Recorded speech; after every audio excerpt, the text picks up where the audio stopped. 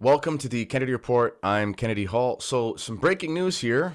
In light of Roe versus Wade being overturned, the impending overturning of Roe versus Wade, the pro-choice crowd is rabid and they're set to do some crazy stuff.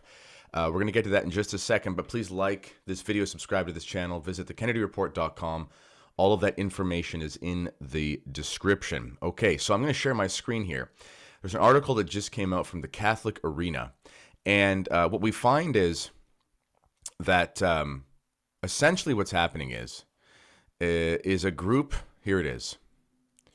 It's a group called Ruth Sent Us. Okay, so it says Biden supporters to invade masses this Sunday all over the USA. I mean, who knows how many are going to do it, but it seems like it's catching some steam here. And it's a group called Ruth Sent Us, named after Jewish Supreme Court Justice Ruth Bader Ginsburg. She died last year. Was it last year? Or the year before? Oh my goodness, I can't remember. Have stated their intention to stage an invasion of Catholic churches this coming Sunday. The hate group's plan is eerily reminiscent of how Catholics have been targeted by the Ku Klux Klan and others in American history. On their Twitter page, the anti-Catholic pro-abortion extremist group writes, whether you are Catholic, Catholic for choice, ex-Catholic, of other or no faith, recognize that six extremist Catholics, are set to overturn Roe. That's funny because Justice Roberts hasn't said he's going to do that. And to call him an extremist Catholic, it's just, do they know anything about his record?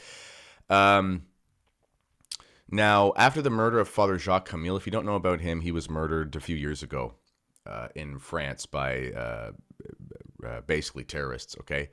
This has many Catholics worried that there might possibly be violence against Catholics. Okay, so here is their Twitter thing. I'm not going to play it because they say some crazy stuff. I won't play the sound, but you can see it. This is their Ruth Sent Us thing.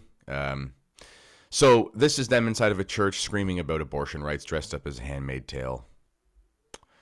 So anyway, it looks like this group is actually set to do something crazy and go after. Well, this overturning of Roe versus Wade that's impending, it's obviously going to unleash a lot of anger.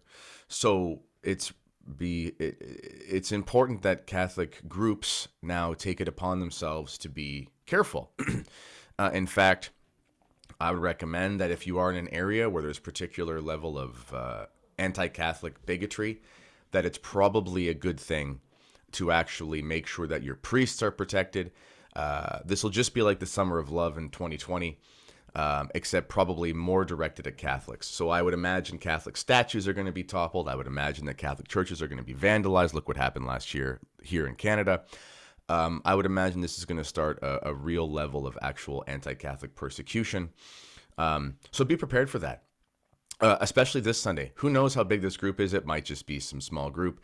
But we know that these things catch fire. Be prepared for groups to be barging in the middle of Mass. There's been things like this done in Europe before. Be prepared to protect your children. Be prepared that as things intensify, as this decision's probably going to be coming pretty soon, it's going to be a big deal. I mean, you thought that the BLM riots of 2020 were rough. This is going to be worse, probably. So anyway, looks like some anti-Catholic group is about to invade a bunch of churches. You know what? There's a positive in this as well, I should say, before I sign off here.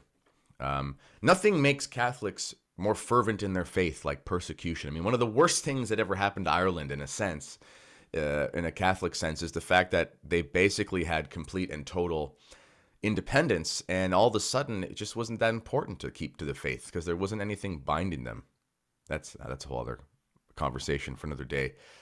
We find in the States, in the era leading up to the Second Vatican Council, when Catholics were kind of the minority, they sort of became a really strong group and really took their identity seriously. And all of a sudden, anti-Catholic animus kind of goes away, and then weirdly they kind of fall off. I mean, there's more to it than that, but persecution is a strong tool for making Catholics more fervent in their faith. So who knows what's going to happen? But it looks like there's going to be a bunch of this. This is to be expected, and I would only think that it's going to intensify. Okay, that's enough for now. So be on watch and make sure that you protect your parishes as much as possible and protect your priests. Okay? This has been the Kennedy Report. Until next time, God bless.